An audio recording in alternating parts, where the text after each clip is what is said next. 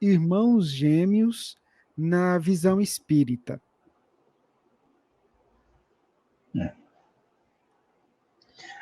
Bom, do ponto de vista biológico, existem dois tipos de gemelitude, dois tipos de gêmeos. Existem os gêmeos monozigóticos e os gêmeos dizigóticos, ou gêmeos fraternos, gêmeos falsos. Os primeiros gêmeos, biologicamente, se originam de um único espermatozoide e um único óvulo. Só um óvulo e só um espermatozoide. Às vezes as pessoas pensam que entrou dois espermatozoides no óvulo. Não é. É um óvulo, um espermatozoide. Vinculou, formou um só ovo. Só que este ovo, no curso da embriogênese, ele vai e acaba se dividindo em dois. E aí é uma placenta só para duas crianças.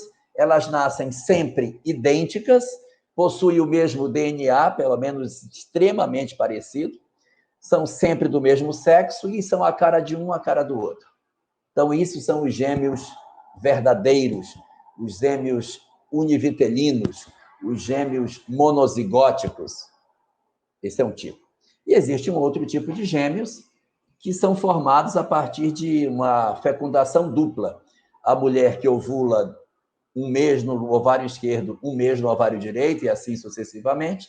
Num dado momento, ela ovula nos dois ovários, nas duas trompas. Os dois ovários ovulam e vão para as trompas.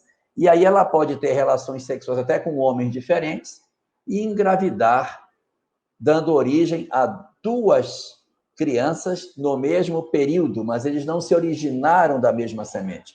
São chamados gêmeos fraternos, gêmeos falsos ou gêmeos dizigóticos, em que eu posso ter um menino e uma menina, eu posso ter um da pele mais clara e outro da pele mais escura, nada de semelhante eles têm entre si, senão o fato de dividirem a mesma barriga para fazer o parto no mesmo tempo, mas são gêmeos dizigóticos. Até aí, nada de espiritual, isso é biologia pura, não temos nada de espiritismo nisso. Onde está o espiritismo nisso?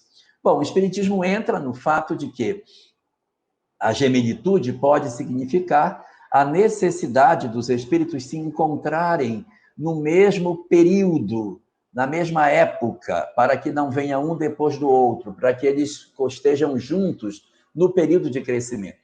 Podem ser espíritos profundamente ligados e que, portanto, eles renascem próximos exatamente pela afinidade que têm, ou pode ser pela falta de afeto entre eles que justifica que eles renasçam e sendo, assim, indivíduos que dividem a atenção da mãe e do pai no mesmo período.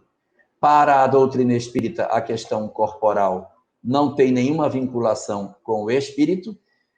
Os gêmeos verdadeiros, aqueles que nascem do mesmo ovo, o primeiro caso que eu falei, são aqueles em que você tem uma clonagem natural. É um clone.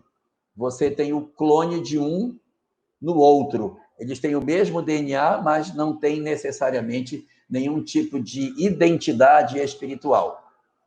E só fazendo uma brincadeirinha, gêmeos univitelinos não têm a mesma personalidade, isso a gente pode ver na Rutinha e na Raquel, da novela que tinha o Tônio da Lua, Mulheres de Areia, que uma era totalmente diferente da outra, mas muito parecidas, mesma atriz. Então, gêmeos univitelinos são muito parecidos, mas não necessariamente são espíritos com a mesma identidade de comportamento. O grave problema vai acontecer nas questões dos chamados gêmeos chifópagos, que é quando o mesmo óvulo ele começa a se desenvolver, dando origem a dois seres distintos, mas a separação dos dois corpos não é integral. Então, eles renascem vinculados pela cabeça, pelo esse osso do externo aqui do peito, pela lateral, pelo pescoço, aonde você vai ter dois espíritos disputando o mesmo corpo. Várias são as situações que podem justificar isso, em que você vai ter uma outra pessoa trabalhando com você nesse sentido. Um exemplo dessa situação está no livro Contos e Apólogos, capítulo 5, narra um caso desse tipo na obra, comentando o nascimento de gemelitude univitelina incompleta, ou seja, dois gêmeos atrelados um ao outro. Aí, nesse caso, fortes vinculações espirituais é que justificam esta situação. Serem gêmeos univitelinos, as vinculações não são assim tão significativas, e gêmeos fraternos, menos ainda. O que importa é a gente perceber que, quando a gente tem gêmeos, é um trabalho muito grande para os pais e o esforço para individualizar a atenção entre eles. Porque quando você tem um filho só de cada vez, já é difícil você cuidar.